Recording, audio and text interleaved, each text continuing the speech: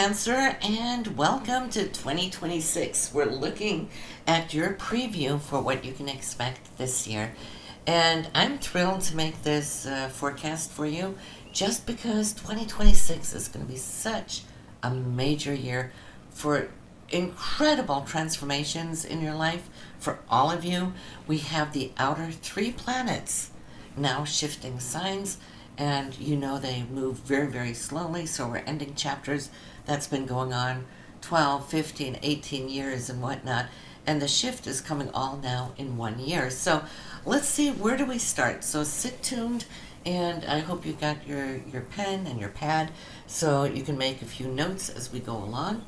I will start, Cancer, with Mars. And why do I do that? Well, Mars is our drive. You know, it is the fire that we use to pursue our goals and our dynamic nature. And for you, it's all starting out in the seventh house, though. Relationships, marriage, anybody you work with closely, one-on-one partnerships. So I would say there at the very end of 25, that's where your focus is. Your drive is all about relationships or your partner. That's going to shift, and it's going to move from your seventh house straight through 8 houses. It's going to end up at the end of 2026 in your third house for communication at 9 degrees Virgo. All right, so you will be working in your relationships, partnerships. You'll be working then as far as joint values, money that you have with your partner, any commissions, royalties, so forth, mortgages, savings, investments. Then moving into the ninth house where you're going to be studying, maybe taking up some, it could be a new theme. Some of you might go back to school. Some of you might feel attracted to foreign aspects, foreign countries, foreign people, cultures, and whatnot.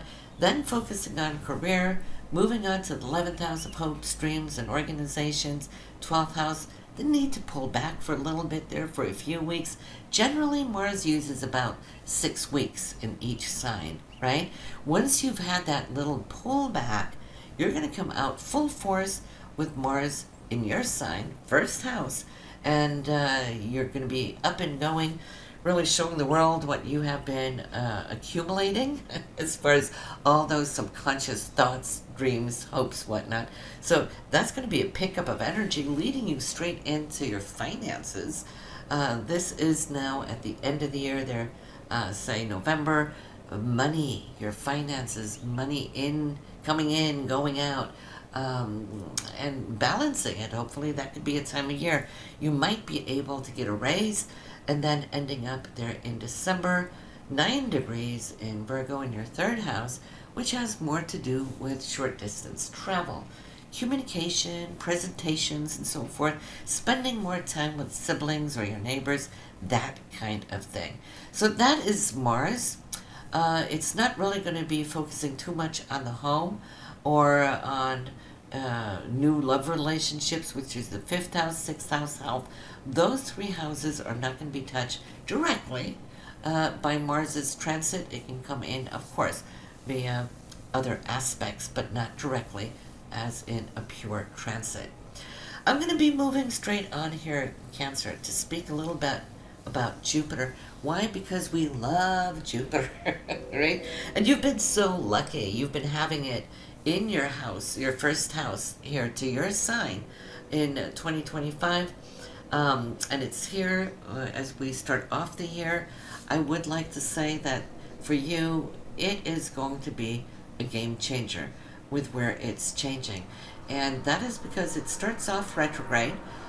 So it did that here now, as this is being recorded, end of the year, 2025, and in that 1st house, and it will be retrograde until March 11th. Then it's going to be picking up some speed, going direct, and it's going to be zooming out and into your 2nd house of money and income.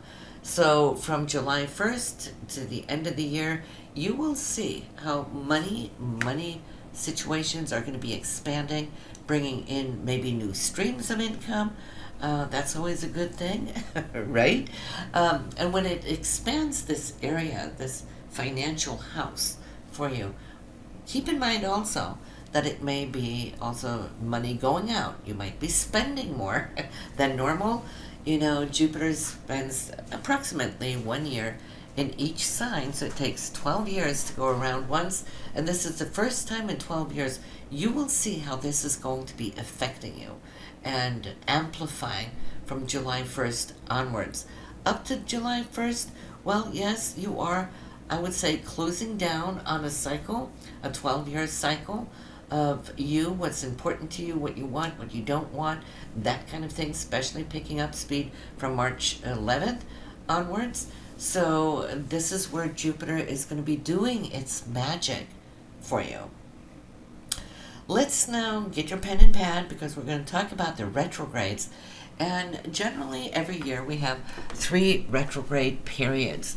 And what they do, it slows down things. We know that there can be miscommunications, mishaps, delays, that kind of thing that it can be a little annoying, a little frustrating. And I think you know by now that we don't really want to start anything new or sign any contracts, God forbid, unless we absolutely have to. And sometimes the show must go on. Just be aware that from the time the retrograde starts, it can turn and go in a totally different direction, or a deal might be dropped or whatnot under a Mercury retrograde. Buying new appliances, never a good thing. You might have to return it because it's not working. You know the drill, right? So February 26th till March 21st in the sign of Aquarius. That will be in your 8th house there, Cancer. And so what are we looking at under this particular Mercury retrograde? It's going to be in the house of your finances as far as savings and so forth. It is your royalties, commissions. There might be something that needs to be tweaked, looked back over, things that we ignore or we don't pay attention to when Mercury's direct. It's like, yeah, I know I need to do my taxes, yada, yada, yada. That kind of thing that we delay. And then suddenly the retrograde's here, and now it's time to go back and tweak. So that period, don't sign anything, at least don't go into new agreements as far as placing your money into any stocks and bonds and so forth. I'd wait till we're way out of the shadow of Mercury retrograde there, which would bring you into April. If you can wait to April, that would be great. Your second Mercury retrograde this year will be from June 30th to July 24th in the sign of Cancer. So for you, that's going to be the first house.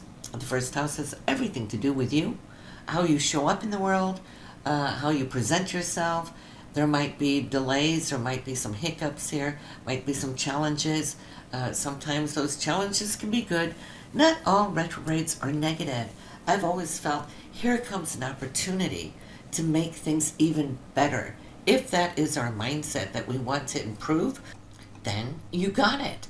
The third and last of the retrogrades, and all of them, they last about 3.5 weeks, right? The last one is taking place in the sign of Scorpio later in the year, which would be October 24th to November 14th. Always, guys, give it a few days, a week prior, a few days the week after, just so Mercury retrograde can get out of its shadow. So what we'll be looking for with this one, being in the 5th house of self-expression, creativity, romance, and relationships, and that sense, it's in the sign of Scorpio, so it's going to be a rather intense one, guys. For you Cancerians, it is good because you are a water sign, and this one is taking place in your sister sign of Scorpio. So you might just find that very deep, profound levels of love may surface at this time. It's going to give you an extended period to work on your relationships, to tweak it. That's what retrogrades are about.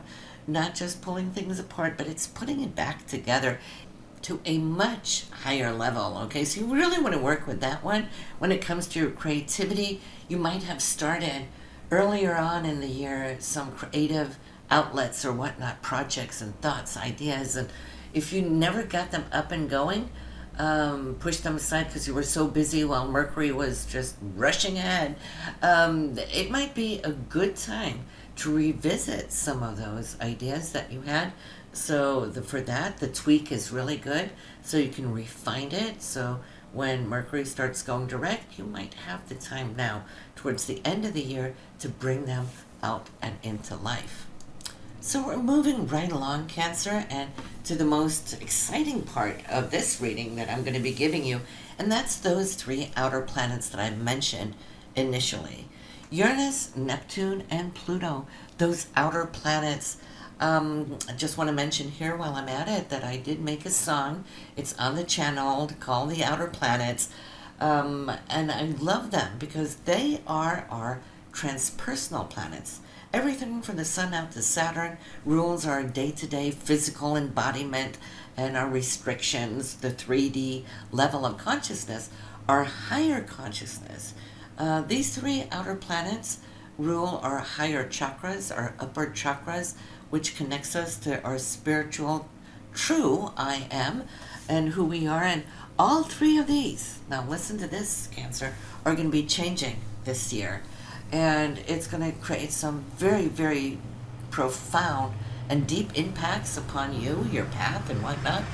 So I'll start with Uranus, which currently now here 25 is still in your 11th house of groups and organizations and hopes and dreams, all that idealistic stuff. That is going to be moving into your your 12th house, I'm sorry. And it's retrograde as it enters, which is still okay, because you're closing up, finalizing those things that have been. Now, Uranus in your 12th house, it's really going to start working on your subconsciousness, which is also part of your higher consciousness. It's the 12th house, which is ruled by Pisces. It's very creative. It's very spiritual. There's a lot of empathy going on here. It's looking behind the veil. Watch your dreams start taking shape and form in a totally different way. You might start receiving flashes of insights and inspiration. You might find yourself starting to channel things, right? You're going to be super, super impressionable. And yeah, that's a big game changer. It's interesting because why? This is something that's going to be with you for a long time. It's going to be within this area to 2033. So, in other words, don't expect everything to happen overnight, okay? It's a long and slow process, but you're spiritualizing, and you will see this 2033. We got a number of years of that Uranian energy to open up your third eye. Then we have Neptune.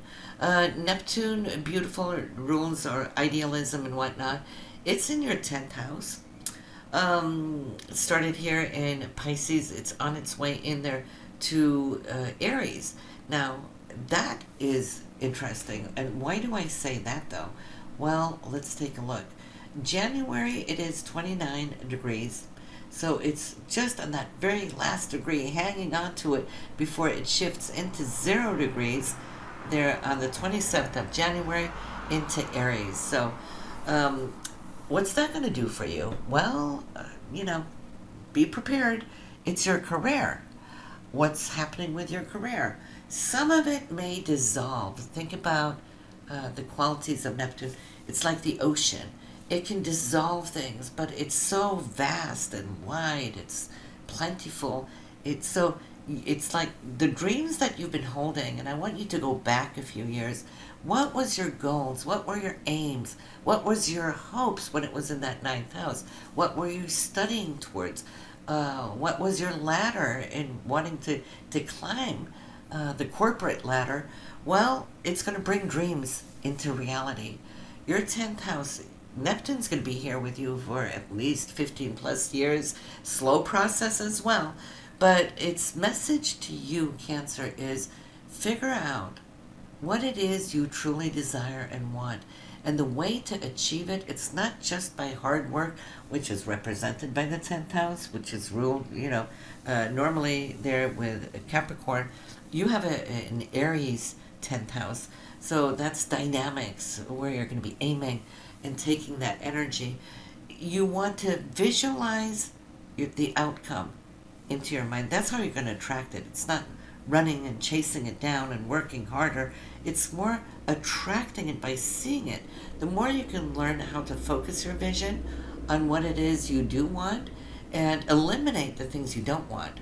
Because we're a magnet for that too. If we're thinking about all the things we don't want, what are we going to experience? We're going to be attracting those things we don't want. So eliminate that. We want to keep our mind positive, clear, clean. Then see how it's going to fall into place. Many times the universe just brings it to us just by the clear vision that we hold. So it's really learning the ropes of the outer planets on how to be a big manifester. Pluto too. Mind you, Pluto now in your 8th house. You've already stuck your toe into it when it moved into Aquarius. And it is in Aquarius when we start off the year. So, yeah. I would like to say, as the greatest news that Pluto can bring to you is everything about how you can create larger savings, if we can put it that way. When I say savings, it's easy to use the money that we have and think about the day here today and tomorrow. But long term, Pluto's setting you up long term towards your retirement. I don't care what age you are. You can be 18 years old hearing this. You can be in your 60s listening to this. But Pluto's going to try to teach you, how can I make the most out of the money that I have? Not just talking about the money that we earn, which is a 2nd house thing. This is 8th house. It's a savings you already have. How can you bring down your mortgages? It rules mortgages, insurance, royalties, commissions, and so forth, investments. How can I invest smartly? You might find yourself coming across wanting to start buying stocks and bonds and so forth. It can really, really change things up in a big way. Pluto's going to be with you for the longest time, the next 15 to 18 years. So it's not happening all at once either. But Pluto is also about death and dying, meaning a rebirth, right? It's in the 8th house, in which it rules. The 8th house is ruled by Scorpio. Even though it's showing up in Aquarius, because it's transiting Aquarius, but the 8th house is a Scorpion house, and Pluto is that ruler. So you might just see how the life with your partner is going to change very dramatically over the years, the coming years, a deeper, more intense, and so forth. You've had Pluto in your 7th house for a relationship, so that's where you've been spending a lot of time the last 7, 8, 9, 10 years, specifically, longer than that, but especially I'd say the last decade. You've been searching for what is really important to you, and if you can't have it, then you don't want it. So you've seen a lot of beginnings and a lot of endings with Pluto, but now coming into this area, you might already have found it. And then the big question becomes, how can I roll with it? How can I make this last? How can I secure it, right? Pluto is very intense and very, very specific in that sense. So, yeah, I'd say go listen to that song, All the Outer Planets, on my channel. Hope you like it. And I wish you the best, best, best for 2026. I'd love to hear from you down in the comments so we can reconnect after this very, very long time. So have a good one. Happy New Year 2026, Cancer.